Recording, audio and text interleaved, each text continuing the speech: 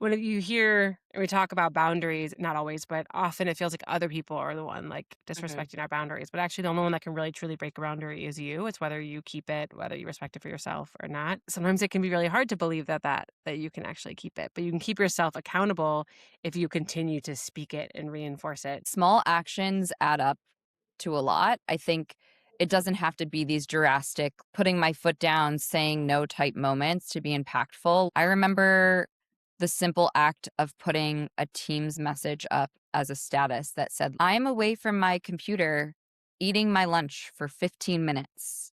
I will not be responding to messages in these 15 minutes. It seems so silly, but like those little things where you're doing something to protect your energy, in every instance, you are teaching everybody else something about you and about what you need and want and how you want to be treated and respected. Life's too short for bad coffee or bad leadership. I'm Lindsay Yellen, executive leadership coach, coffee enthusiast, and former ad VP turned believer in leading from a place of possibility. On Unfiltered Leadership, we skip the buzzwords and dig into the messy, human, and powerful side of leadership with real conversations and practical takeaways. Now grab your mug. Let's dive in. Hello, welcome back to Unfiltered Leadership. Today's guest is someone I've had the privilege of knowing for more than 8 years. Morgan Pomish and I first met while working together at Digitas, where we partnered across a few different accounts, and we built a relationship rooted in mutual respect that has only grown over the years. And I think she is truly incredible. And today she is the SVP of Innovation Experiences at Digitas North America.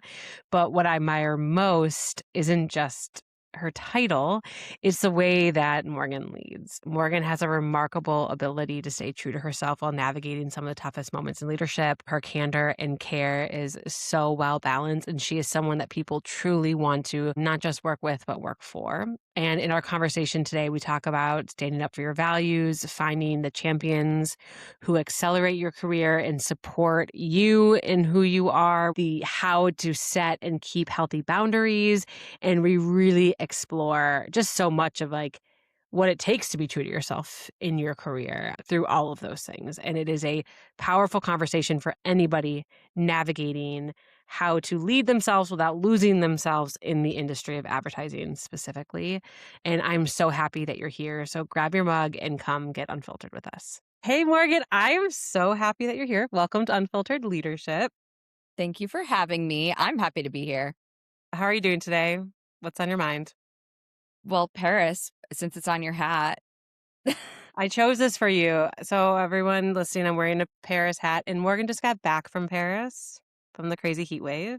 Yes, it's also like very serendipitous because I feel like it is a city that I become like the best, most me version of myself. That And I makes feel like perfect that's sense. something we're talking about on this podcast today. So Yeah. gorgeous. Isn't it amazing when you find the place and you're like, a past life of me lived here. Like this is my soul city. And that's what they call them, like soul cities. I brought my parents there last year for the first time, and my dad is so not a city person. My mom, I of course would love Paris. I knew she would, but I got to show them it, and they both were like, "Oh my God, like I just see you here, and it just makes sense. Like something just like clicks." So it's my And place. it's your place. Well, welcome back stateside. So Thank grateful you. that even being fresh off a plane a couple days ago, jet lagged a little bit, that you have decided to join us today. So No better grateful. time No better than the time. present. So to start us off, what's your mug today? What'd you bring in? Okay, my mug in the spirit of owning who you are and being unapologetic about it was actually given to me in my very first role as a junior cross-channel strategist way back when I lived in Detroit, my first job out of college, by somebody who at that time was, I think, an SVP or maybe higher, who I had befriended. And we were just kindred spirits, and she understands me to my core. And Uh-huh. she got me this mug, and it says, I will not keep calm, and you can, do we swear on this Yeah, podcast? you can swear. And you can fuck off. And it's just so perfect, and I felt, like, so seen and understood when I was gifted this mug, and so I thought about, with the theme of today's show, bringing this on as I'm so glad that you did. And isn't it amazing when someone gives you a gift and you're like, you just get me. It touches my heart. And like Thank you for making me feel so seen. Totally. And we'll kind of connect the dots back to that, I think, at another point in our conversation today. But I want to know what's in your mug. Okay, so today, actually, I didn't choose my mug today, which is uncommon. Usually I pick my mug, especially if I have a recording and I think Yeah. about my guests. But my husband actually chose this mug for me today. And this is from a beautiful artist called Carved Color. And it's like these cow shapes, cow hide, cow pot Yeah. Cow spots. print, cow spots. Yeah, with like really beautiful colors. And Carrie will pick this for me when he like, do you want to be creative today? And he like thinks it's like a creative Ooh. energy mug. I'm like, yeah, this is pretty good. And I'm drinking a delicious coffee from a local roaster over in Berkeley, and it tastes like peaches. It's called Peach Pit or something. Peaches? Yeah. I can't even picture peach tasting coffee, but I'm Yeah. no connoisseur. One day we'll have it together. Don't Okay. worry. It's I delicious, love but it. it's great. I love a fruity coffee moment. Yeah. Um, and Morgan, I was trying to think about it. We first met at Digitas. Hmm. I don't know if I can remember I mean, it must have been right or shortly after I got back from London, right? Is It when was you got hired? 2018, and I can 2018. actually picture the conference room that I Oh interviewed my with. god, I just had a Yeah. flashback to that. Yeah. Yes. It was Was it you the and big room? Katie. It was the big room, right? Wasn't it Yeah. Burnham or something? Yes. In the old office. Yes. And I remember being like, "Yeah, we gotta hire this chick." And then you came on and we've worked on multiple accounts together. Mhm. So it's been 8 years. A A long while. time. And we both made the move out to California during COVID. Yep. And I've got on to do what I'm doing. You're been like kicking ass, taking names, like just growing your career in the agency space, building your own role, essentially. Can I say that? Does that feel Yeah, accurate? Carving like your own I name? side hustled my way into something new. Yeah. Yes. And I'm sure we'll get into that. Um, and I think you are absolutely brilliant. And I wanted to have you on today because when I was thinking about people I've worked with who have inspired me very deeply, especially ones who lead themselves in a way that has inspired me and taught me how to lead myself. You're one of the first people I thought of because, and I told you this, that when we first met and we started to work together, I remember being in awe, not just about your like candor, but also your conviction of how you set boundaries and how you stand up for yourself and your needs, even when you feel like you don't like even when you feel like they're still being trampled on because in advertising it's just like a daily occurrence.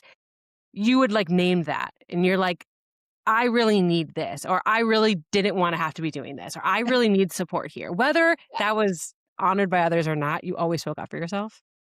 And that's a very hard thing to learn to do. And there's a lot of talk around boundaries, but I think few people really truly understand how to set and keep and maintain and actually practice that for themselves. I'm curious as I say that, what comes up for you about my impression of you?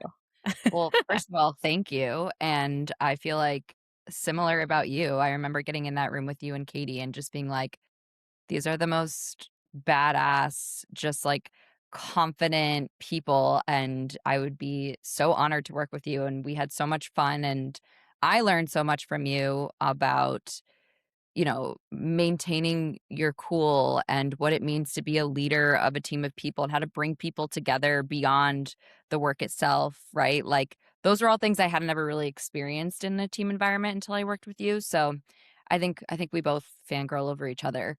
But on the boundary topic, it's a journey and certainly I think changes with your experiences because there's so much pressure early on in your career in advertising when you are more junior.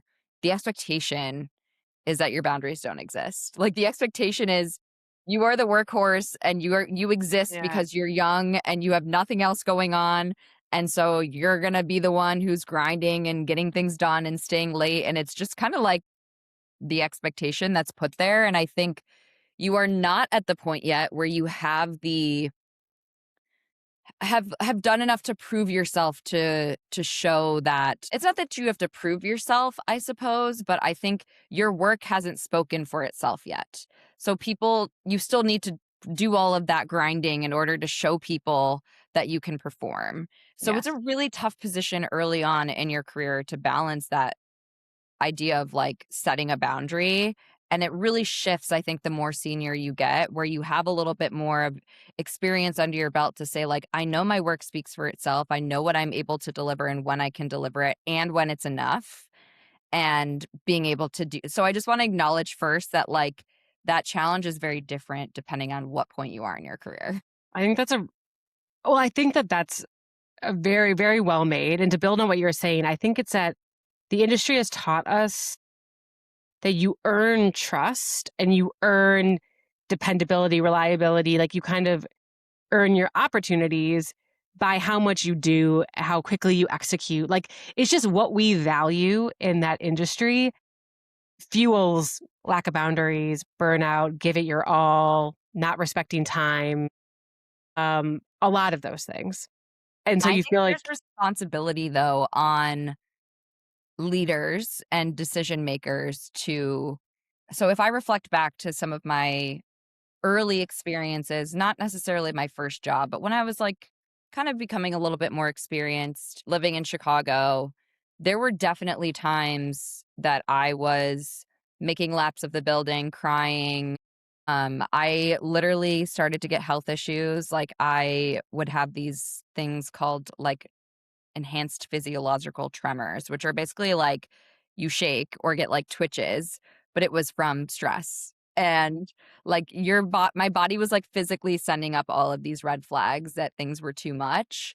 And I didn't have people at that point in my job there that were interested in either hearing about or yeah. doing anything to fix that level of stress because that was the expectation, that was the culture. What do you want to do as a leader when you are now in a position to affect change with people? I think it can be controlled and changed by the people who are able to say, hey, this isn't right. Or just because you are in this position, when I manage people now more junior, I'm the first person to say, like, do not burn the midnight oil, or if you have it in you, let me know. And if not, let's talk about how we can make it work kind of thing. Like those experiences can be translated into something positive, but it's hard early on. It's really hard. So a couple things there that I want to extract.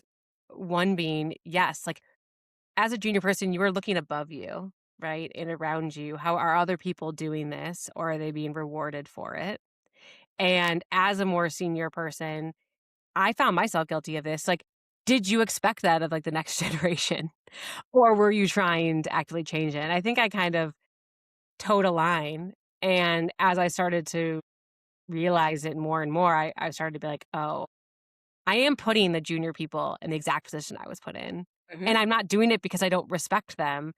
I'm doing that because I don't know better yet. But now it's time for me to learn to do better and start to change that. But it is very hard when you are rewarded for that to a certain level and you witness that around you and that's what's gets you checks all the boxes of success in the Yeah. industry to unlearn it to then learn something different is a really like a different it's basically a different way of being. You have to retrain your brain into how you respond to things in your nervous system. Like it's a lot of deep stuff that you have to redo. So I'm curious for you, especially having such a physiological response, Mhm.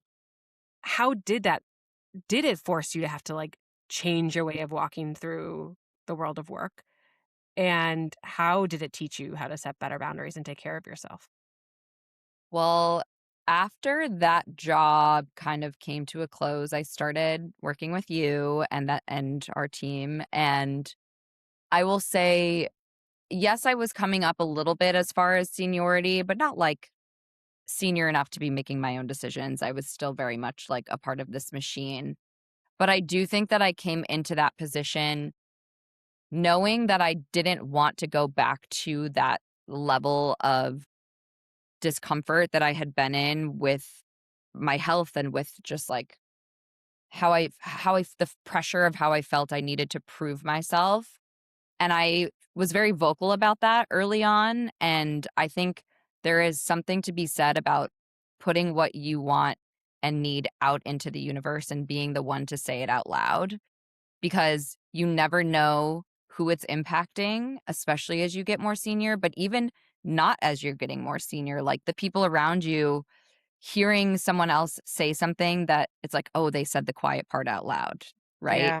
Oh, she said, we've put too many hours on this and it's not valuable to do anything else. Or, hey, I actually, in no way, shape, or form, have the ability to help you complete this tonight, but I'm willing to jump in early tomorrow instead. And that's not a debatable thing. So I think like being really vocal about it. I also think I was pretty vocal about it and curious about it in the interview process. I recall asking several people questions around like, tell me about what your workday looks like. When is it ending? When do people leave the office? Because I was coming from a company where like the cultural norm was if you were leaving your butt out of your seat before 6:30, you were supposed to be saying out loud to somebody why that was. Like, "Oh, sorry, I have a doctor's appointment," or, "Oh, sorry," like, there was this pressure to defend your decision for why you were leaving at a time that should have been a very reasonable time to leave. So, yeah, a few of things that are top of mind for me. And so as you've gotten first of all, I remember you doing that. I think that's what's so powerful. It's like, "Oh, wow, I'm allowed to say that. I'm allowed to ask for that. Like, I'm allowed to." It sparks to me in me also the like, say it until you believe it, because I think it's like when you hear and we talk about boundaries, it's like we always are, not always, but often it feels like other people are the one like disrespecting our boundaries. But actually, the only one that can really truly break a boundary is you. It's whether you keep it, whether you respect it for yourself or not. So sometimes it can be really hard to believe that you can actually keep it, but you can keep yourself accountable if you continue to speak it and reinforce it, just like you said. Like, I have to leave at this time, I have to leave at this, I have to do this, I have to do this. And then you're inviting other people to help you hold it. You're kind of managing other people to understand your needs, but also hopefully then like continuing to empower yourself to do it too. And it's also like a risk always. I don't wanna say it like it's this magical thing that anybody can just go in and say, I'm not going to do this project tonight. I'm going to do it tomorrow and act like that's going to be perfectly fine in every single instance. But how you then decide how to proceed from that is up to you, right? Maybe you aren't at the right company, or maybe you aren't with the right team. Maybe you need to elevate something to somebody somewhere else. Or maybe there are times where you decide that the boundary is not appropriate to enforce based on a myriad of things. You have to have that kind of like gut and judgment call, because I think there's also something to be said about still being viewed as someone reliable and someone dependable and somebody who's willing to take one for the team. Like it can't be that every single time you have a something come up with a late night or an intense deadline that you are always bowing out. There are times where you are going to have to lean in and do that, but it should be on the terms that feel right for you. And I think there were many times with the team where at both in almost every job I've ever had in advertising where it's sometimes those moments are like the most fun ones and the ones where you get closest with people where you're like in the trenches on something. It's so late at night. Everyone's delusional, super miserable, but like everyone's kind of doing their part. And that does build trust and camaraderie. And people remember those moments so that when you do take the time to go, actually, I need to bow out of this one, you've still got that like strong foundation of trust and rapport that you've built with people. You are saying something really important, which is one is like you have to build currency to be able to cash it in. And I think that, yeah, like the problem is early on in our career we learn it take to in order to earn that currency you have to sacrifice yourself, which we're trying to unlearn and change. However, you can't expect to just be like taking all these withdrawals if you haven't been, earning that currency first off. But what is really important to remember in that is like when you are kind of earning that currency or making those decisions that might be like staying late or saying yes to something that feels challenging or you're sacrificing something for it, um, doing it not at the expense of your values or the expense of yourself or maybe more your integrity. Because sometimes it might be at the sacrifice of getting your workout in or of certain things that are of yourself, but it's not going against your integrity that will end up building resentment. And I think that's a big difference too. I love that. And I think there are ways that you can also I've had to learn, and I've been fortunate. I've worked with several incredible coaches now. And I think, like, certainly as I continued to refine that idea of balance and staying true to myself and staying aligned with my values, like, I had some incredible coaches along the way that helped me do that. But one of the things too in those situations is I think sometimes we have a tendency when we're in those tough spots to just like stay in the negative of it all. Like, oh, I missed my workout. I'm working late. I thought I was going to do this. And instead, trying to find the ways that you might be surprisingly honoring other values. So, like, to Yes. me, it's one of my biggest values is like connection to others and humor. And like I said, like those moments, even though they are terrible in many ways, like no better way to connect with other people. I made some of my best friends in these trenches at work when we're doing something that feels really, really shitty at the time. But now we look back and it's just like funny and this amazing thing we connected on. So like there's something to be found in those dark, tough moments too, if you are willing to reframe it for yourself. And I'm not saying that in that moment it's the easiest thing to do, but I think it can compound as yucky baggage if you let them all sit in that energetically negative space. Yeah. And I think that is a good thing to remember also as a leader or a teammate. It's very easy, I think, especially, I mean, I found it very easy in the agency world that one kind of like comment or injustice or like frustration or would permeate. And then it just starts this narrative, and everyone's just like created this story or latched on to, what you sacrifice or what they're having to do, and like frustration and resentment. And there is that other side of things. And as the leader that's able to see that, or to be like, yeah, this really sucks that we were there till 10 p.m., but like, I'm really glad I got to spend time with you, or this work, I'm really proud of this work now, or this is going to be a hilarious story, or whatever it might be. That's people, then that can be just as contagious for other people too. Totally. And you were so good at that. And words have such power. And certainly, like, hence the I will not keep calm and you can fuck off mug. Like, I am the first person to be like, this shit sucks. And I will like, and I had to learn as I went into more leadership roles that, and I think you might have been one of the people who taught me this, like, have your safe spaces where you know you can go to somebody and make those types of comments that won't ripple. But as you become more of a leader, you cannot be the person making those comments because they will ripple, and that ripple effect is greater than you probably could even fathom. Yeah. It's so contagious, and something Ronnie talks about a lot, is around, like, being the thermostat Mm, instead of the thermometer, mhm. and recognizing the responsibility that you have as well as the influence that you have, and how contagious energy is, and how contagious your state of your nervous system is as everyone's co-regulating to you, especially as a leader in the room. People are always looking to you. How are you reacting? Mhm. How are you perceiving this situation? How are you showing up? Oh, wait, they seem kind of off. So like let me lean back. They seem like they're upset. Or, like everyone is going to look to you for better or for worse. And that is a responsibility, and sometimes maybe a bit of a burden, but also such a gift, because there are ways to use that to literally shift an entire um, narrative, entire energy, Absolutely. someone's entire day, just by Yep. how you walk in the room and you set the temperature to where you think it needs to be, or where you want it to be. And 100%. I think that brings me like something I wanted to talk about that you brought up, that like, how do you, or how have you learned with your like continued leadership responsibilities, right? Um, Learn to stand up for yourself, how to stand up for your values, um, in the workplace without, while still like earning that currency and not losing it, and like kind of maintaining that balance that we've been talking about. I think it starts by just putting yourself out there and being vulnerable and saying what you need.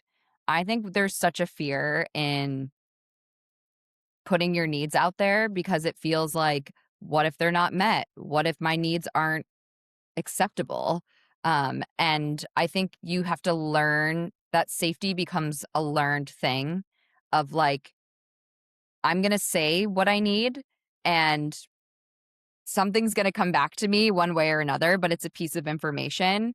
And I'll be frank, there are many, many times where people will hear your need and they'll go, don't care, don't, don't agree, don't need it, don't whatever. And you have to use that information and make a judgment call in those moments on how to respond. And I think, but being proactive about it is the first step. Is there Nothing's like going to happen if you don't do anything. I just watched something. I think this was some Instagram video, but I just like sparked it for me. And it was a woman who I think is a coach or therapist. And she was like, are you somebody that you are so aware of all of your triggers and your needs and like all like intellectualize everything about yourself? But if you're not taking aligned and intentional action Mm. to move yourself, like, and change that or change the way you're responding, change the way you're moving through the world, then you are not really doing the work. You're just sitting there talking about it. And I feel like that is something that, especially in a team dynamic, I don't know if it's another industry, especially in advertising, kind of, I was just saying, it's very easy to get kind of stuck in the narrative of this is how it is and oh, this is happening again. Because that is a different type of camaraderie. That is kind of like, as Brené Brown talks about it, like false connection, right? When you're doing it based on like it's kind of like artificial versus true connection and belonging. But it can make you feel closer. So it's like it's easy to constantly say this value is being violated, this person continues to do this. And it's great to know it, but you can only recognize it and be in that awareness and understanding for so long without actually starting to take action, ask where you need, leave, try to find a way to change the energy and make some type of progress. Totally.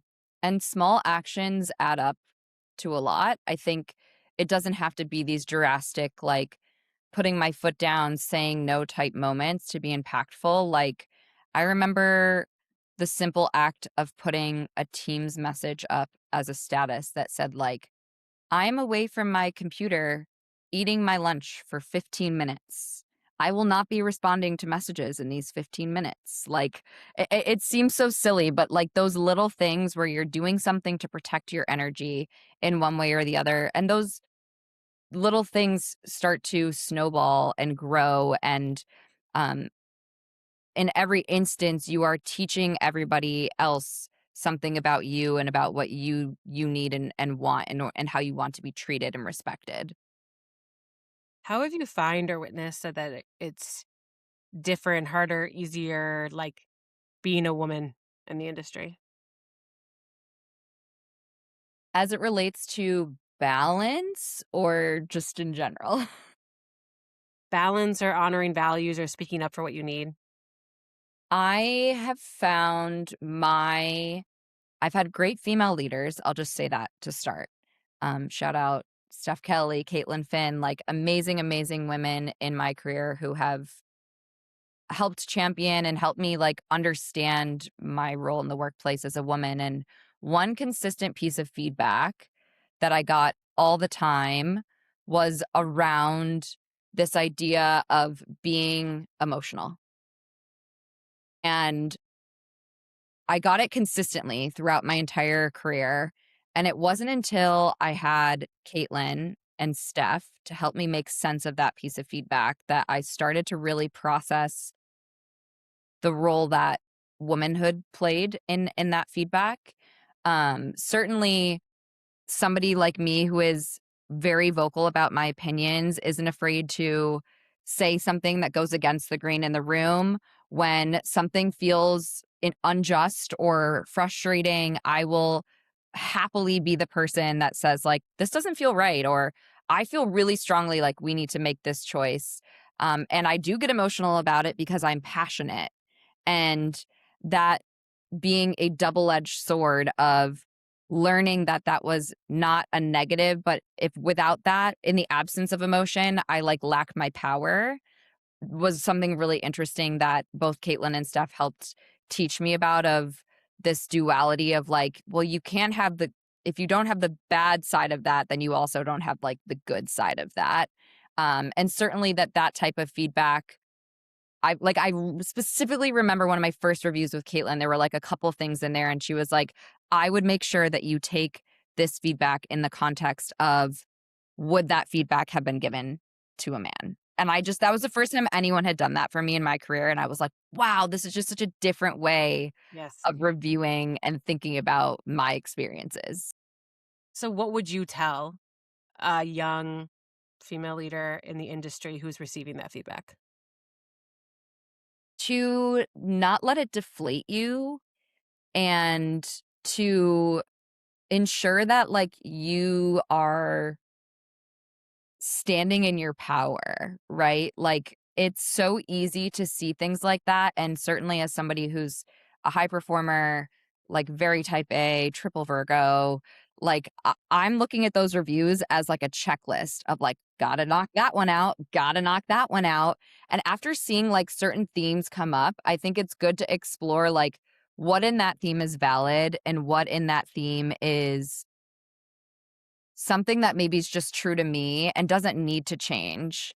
And I think, like, as we talk about just the challenges of overall, like, what gets in the way of being able to show up as yourself. Sometimes if it feels like it's getting in the way too much, then it might be something that is just you and like other people need to figure out, and it's not a you problem. And I know that sounds like a vast oversimplification, but Well, what I hear in that is first, it's like find the 10% truth in the feedback. That's one thing I yes, learned.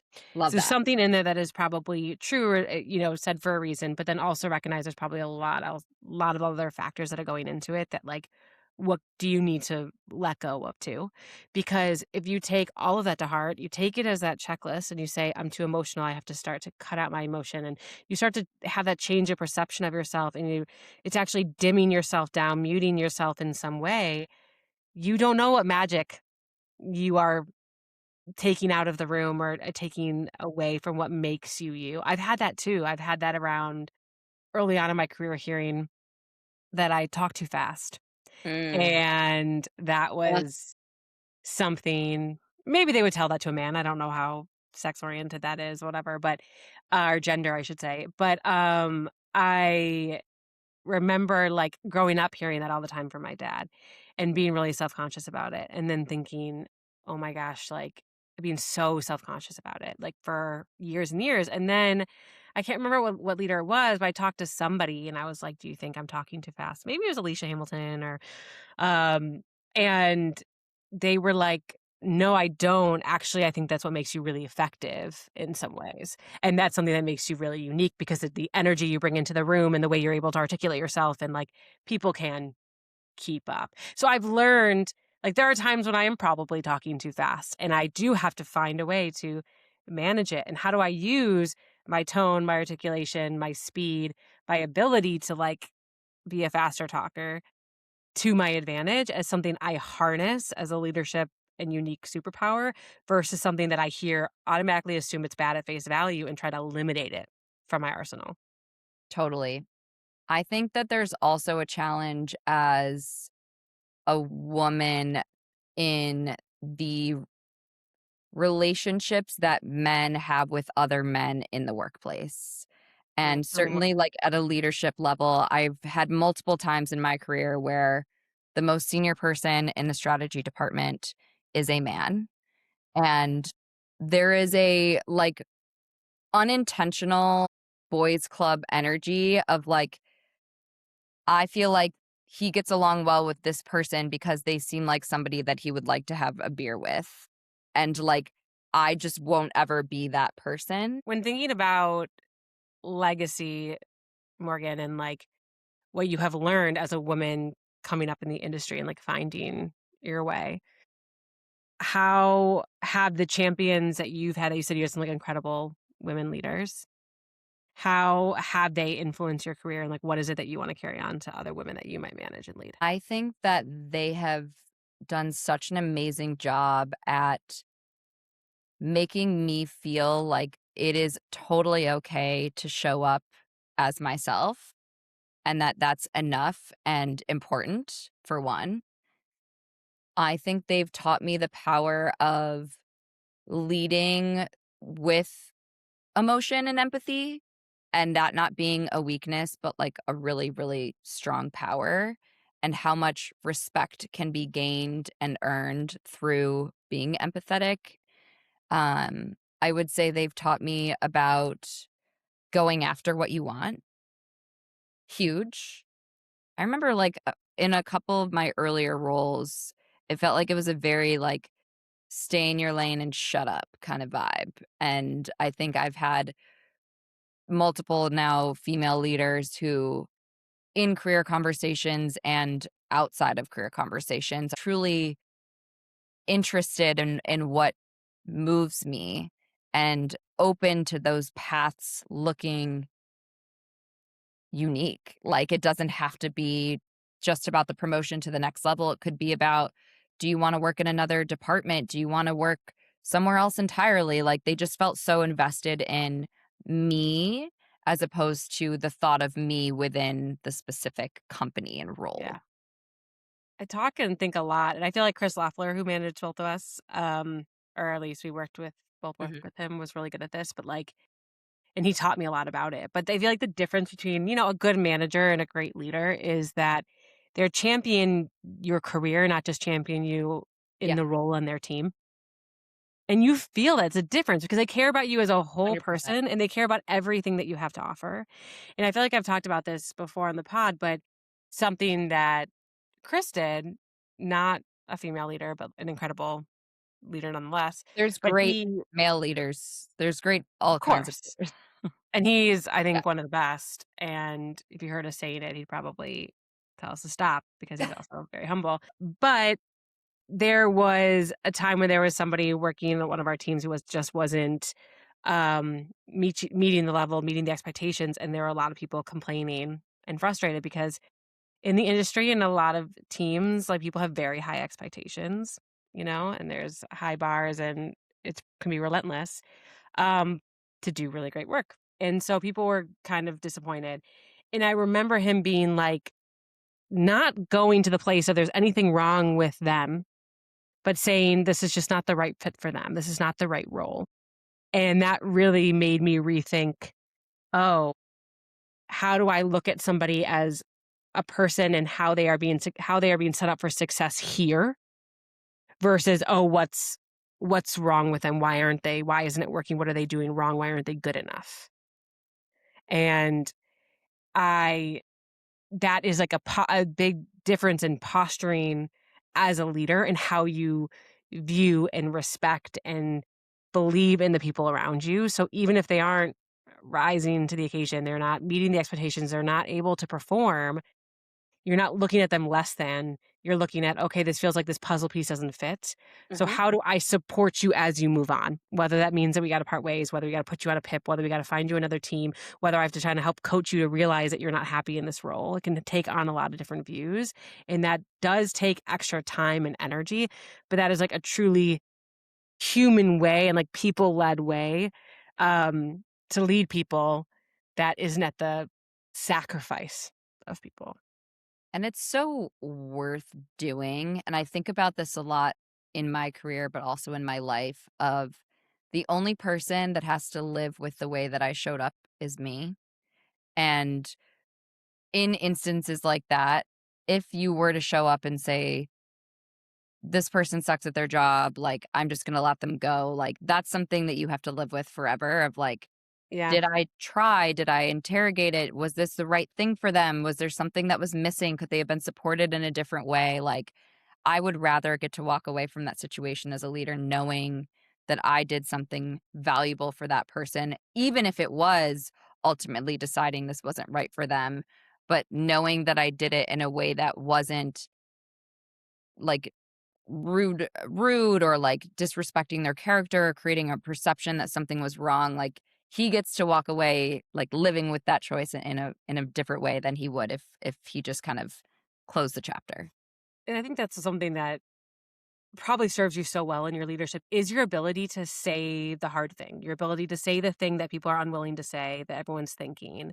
And I can imagine that that allows you to lead people in a very, as you know, a clear but kind way, transparent, yet coming from a place of empathy and compassion of like, I care about you. That's why I'm saying this. Where I think so often in leadership, it's a, ooh, I care about what you think of me, or I care about keeping myself Mhm, comfortable, but I'm mhm. going to put it in the guise of I care about you and I don't want you to have to struggle. So I'm not going to tell you this. I'm not going to give you this feedback. It's just easier to let you fail or just let somebody else call it out or just let the work just stay the way that it is. And people avoid those hard conversations, but it's in those hard conversations where real growth happens, where you're actually giving people the chance to be an active participant in their career in a different way because they can choose to respond to the feedback. They can choose that they want to leave. Like they are able to get some agency by understanding what's actually happening. And so often that goes unsaid. And it's just because people lack the skill, the courage, the support, the safety to have those type of candid conversations where in the end they're actually honoring their integrity more, Mhm. but they honor this they don't they dishonor their integrity for the sake of staying comfortable or and not knowing what to do. I also think it's about the environment that you create to make sure that people don't default to taking feedback in a negative way, and you were so good about Mhm. that, and I literally use this phrase probably on a weekly basis now because you drilled it into our team's head so hard, the API, Yeah. assume positive intent. Like, if there was, like, one brand name next to Lindsay in my head, it would be API because you said it so often, and we'll talk about this in another capacity because I know this was something you wanted to talk about, like the idea of repetition, but you hear Yeah, something yeah, yeah. enough times Yep. and it clicks, right? And that becomes the message. And in an environment where you've taught that of like, hey, when I say something, your default expectation should be that I'm saying this coming from a place of positive intent. And that already creates a different reception from the receiver when you have to come in and have a hard conversation because you've told them time and time again this is coming from this place, not that place. So, like, when you get into a situation where you have to have a difficult conversation or provide feedback or a call didn't go well and we're having a discussion as a team, nobody's default is she's telling us about this terrible meeting we had with the client and she's thinking about whose fault it is, right? Like, the team's default becomes she's having this conversation because she wants us to do better and because there's something positive that we can take from it. And it's such a powerful stage setter. And I think you were so, so good at that. Thank you. And first I want to give credit where credit's due, which that was Stacey Ryan's mantra Oh, for the whole team. Stacey. Shout out Stacey Ryan. And so I was a steward in that, and I'm glad that it worked. And I did believe in it, but I want to build on it Okay. because assuming positive intent is very powerful. But you can only assume positive intent if the trust is there. And Mm, that's one thing I learned from being on that account because you're right.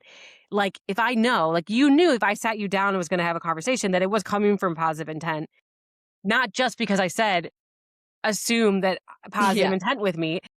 I had to also earn that trust that you actually believed that when I would be in a conversation that I was actually coming from positive intent. And so in order to do that, whether this is what I did or what other leaders can do, it's like you have to earn that trust through those like everyday moments of connection and like you in the hard conversations, but also in the easy ones of being consistent, going back to the idea of consistency. So if every time we have a hard conversation, I'm saying, assume positive intent with me. And then in the conversation, I am showing you positive intent. I am giving you the chance to speak. I am being curious. I am being honest, but trying to be kind. And I'm trying to be solution oriented and brainstorming with you and not attacking you or blaming. Then it's like, oh, yeah, that was a positive. That did come from a positive place. So the next time, there's once again some of that currency earned to believe that. So if you want to have a team or a culture that actually does genuinely believe in positive intent for one another, it has to be a team of safety and trust at the Totally. foundation of the culture. Absolutely. You can't just say assume positive intent and then show up differently. Yeah. And then like people are like, And then go, but I said it was positive, but I told you it was positive. yeah. And so I guess that's like an interesting thing.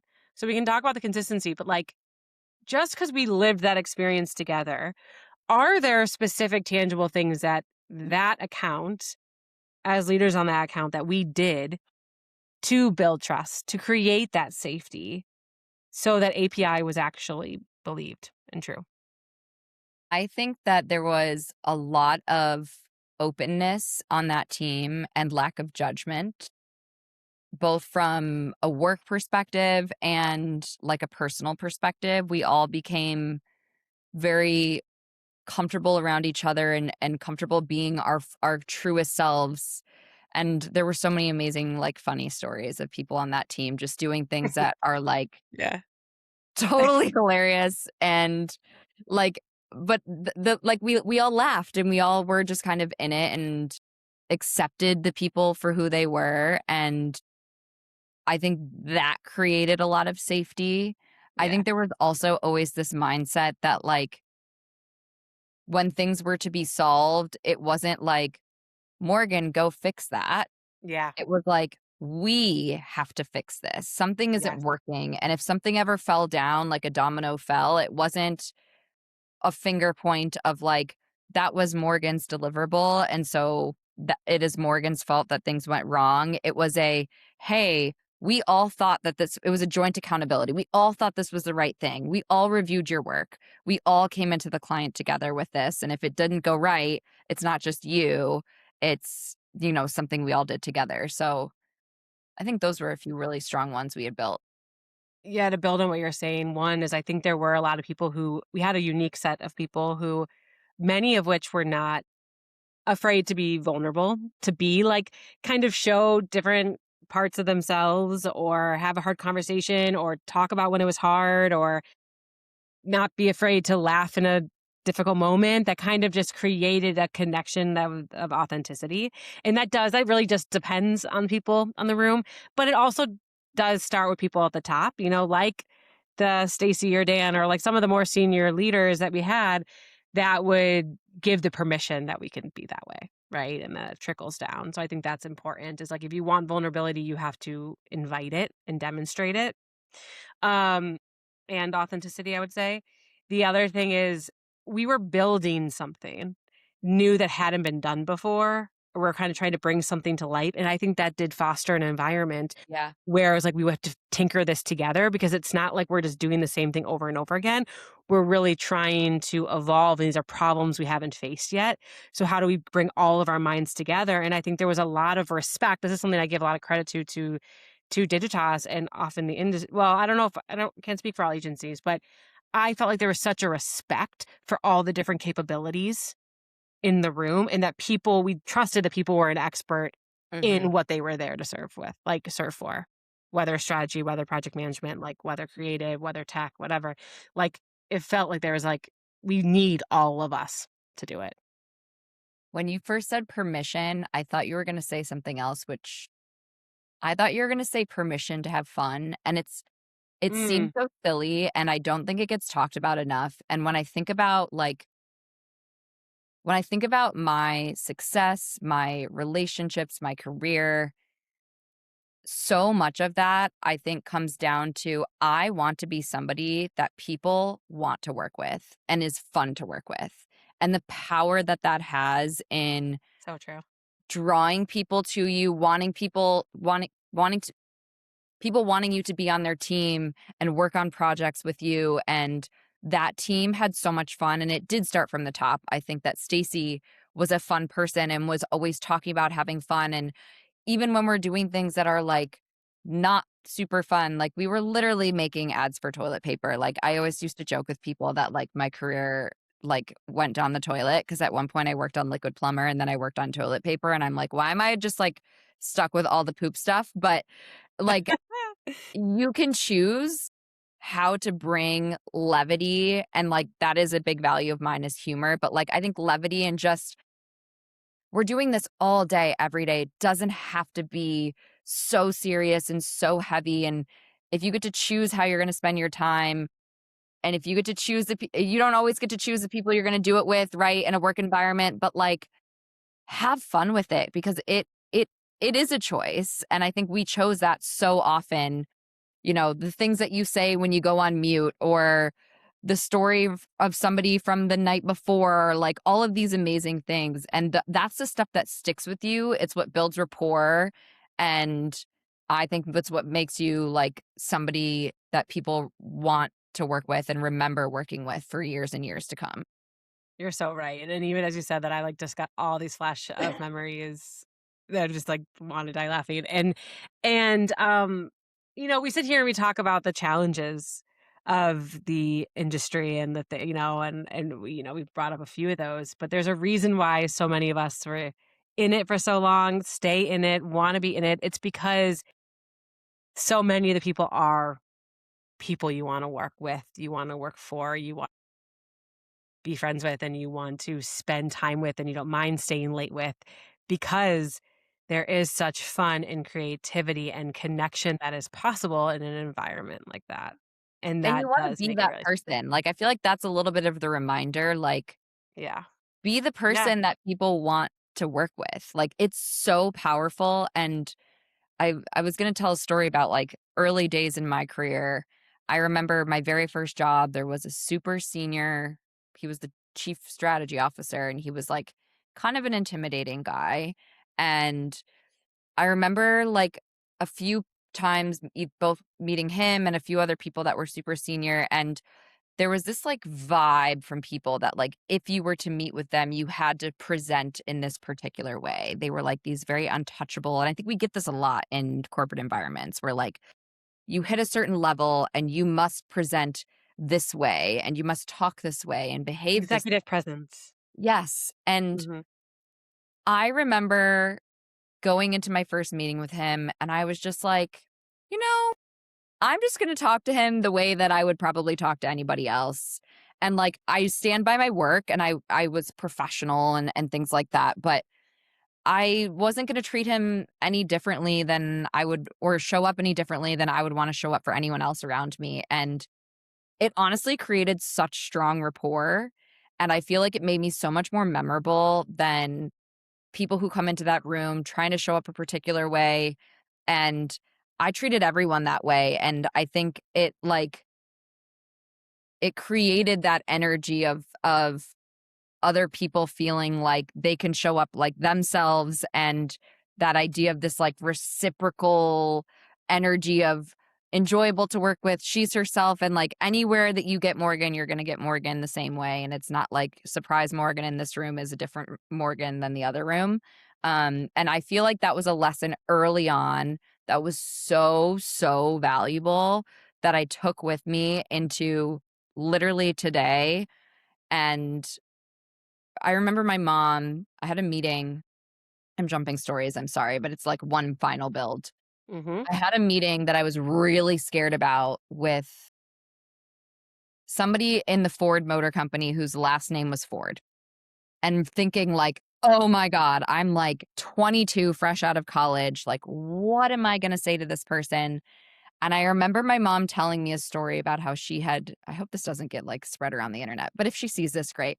She had seen this person with the last name Ford on a boat at some point, like with her daughter, like dancing and being goofy.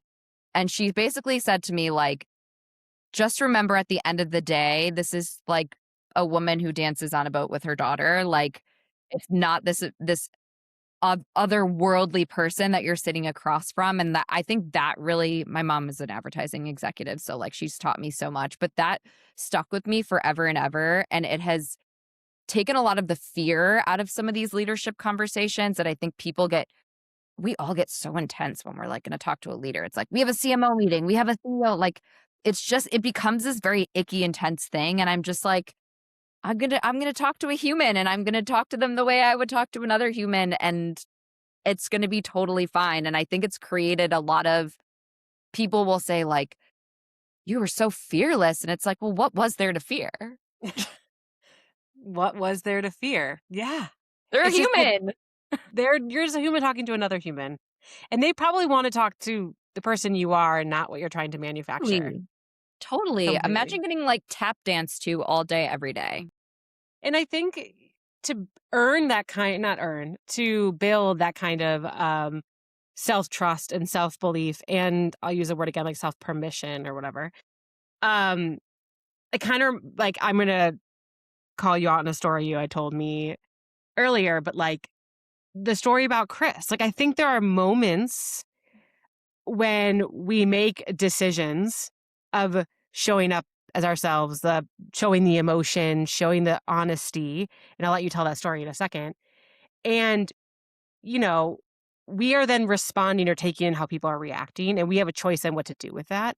But as a leader, you also have a responsibility or an opportunity to either encourage and build upon that when you see someone doing it, or shut it down, right? And I Totally. feel like you can tell your story about Chris, but that was like a moment where he definitely, I feel like, supported your authenticity.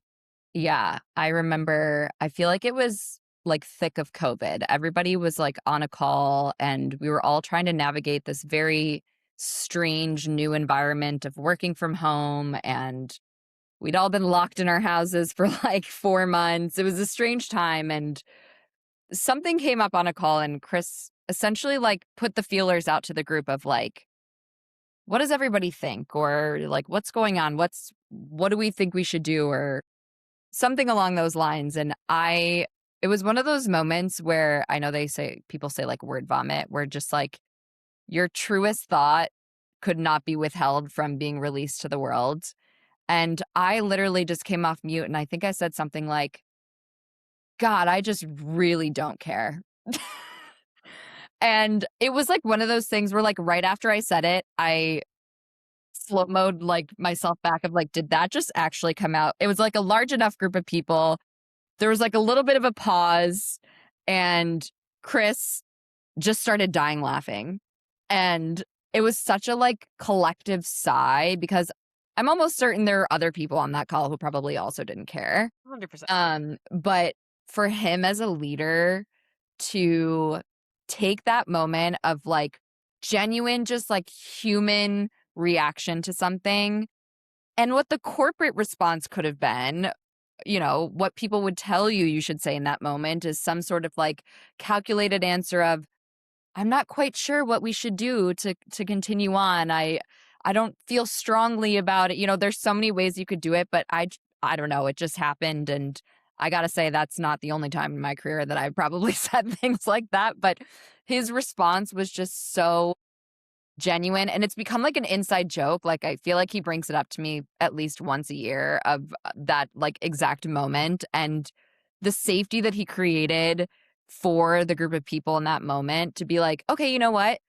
There are times that if I feel a certain type of way, it's okay to say that, and it's not going to be met with like punishment or like, you need to care, Morgan. This is our client, or this is this thing, right? He just let it slide off, and it took the tension down for everybody. Once again, a human moment of like you saying what everyone was thinking, like, I really don't give a shit. And then him being like laughing because he's like, that's great. And he probably didn't either. And he's like, yes. And being like, okay, yes. Like, we're all just people trying to figure this out. Right. And how do we do so from a place of, respect and honesty, but also a lot of that fun. So And it like, seems silly, but like I have my list of values and I like keep it on my laptop sometimes to remind myself so that I can check in moments where something feels off, and like, are one of these like, yeah. what is this misaligned with? And I think about that moment and I look at this list, and like my top three, my literal top three: connection to others, humor, and honesty.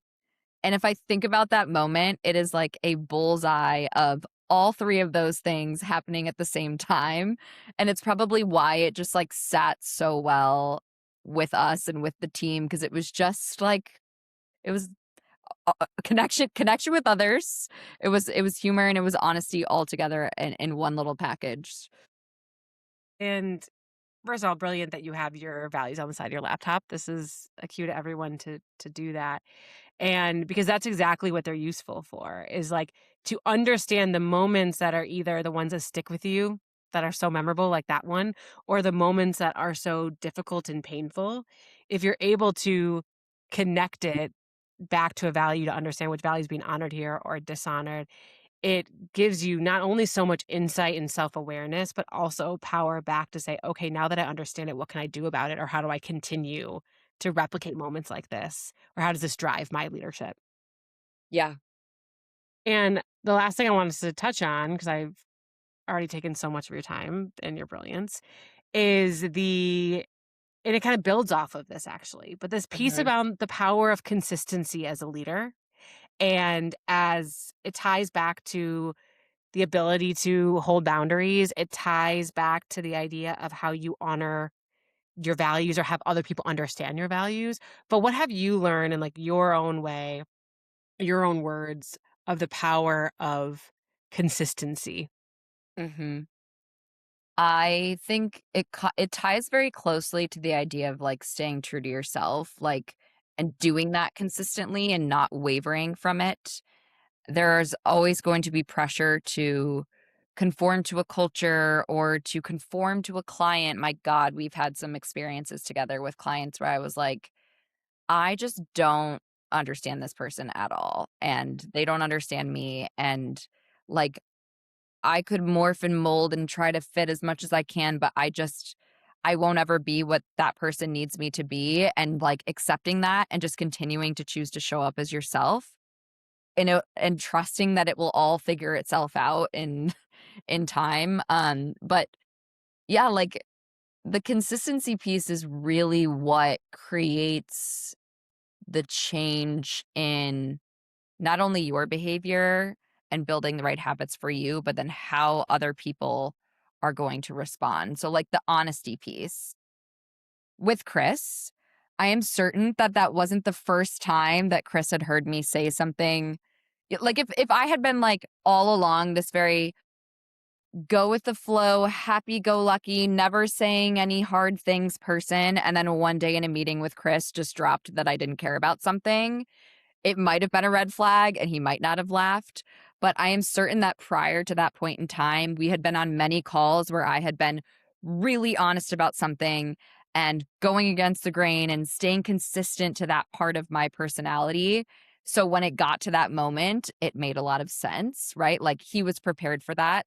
I think the boundary situation, the more consistent that you can show up with enforcing those boundaries and communicating those boundaries to other people, it won't be surprising when you have to get to a certain moment when they hear it for the 100th time and it finally clicks and they go, you know what? That's a boundary of Morgan's. I'm not going to ask her to do this assignment on the weekend, or she's going to tell me if this isn't possible, or I'm going to acknowledge that she's set the boundary and then inquire on if this is a boundary that she's able to flex on. All of those things come from doing the same thing over and over, teaching people who you are, how you want to be treated, and it'll all kind of eventually come together, but you can't just do it sometimes. You can't, like, decide that you're gonna be someone else on some days. You gotta be you every day, and you gotta set those boundaries regularly. You've gotta continue to show up. And a way to like the cheat code to that is exactly what you have hanging on your computer. Starting with what your values are, I think is a is at least a really strong foundation. And I can tell a quick story about that is as soon as I started to name my values, and one at the time was transparency was really important to me. Actually, when we were working together, and it was actually Stacey Ryan, I kept as soon as I realized like transparency was important to me and I was able to name and understand that, I used it all the time. Mhm. Like, I was like, "I'm feeling really frustrated because these conversations are happen that I'm not in, and you're not like, I feel like there's a lack of transparency here.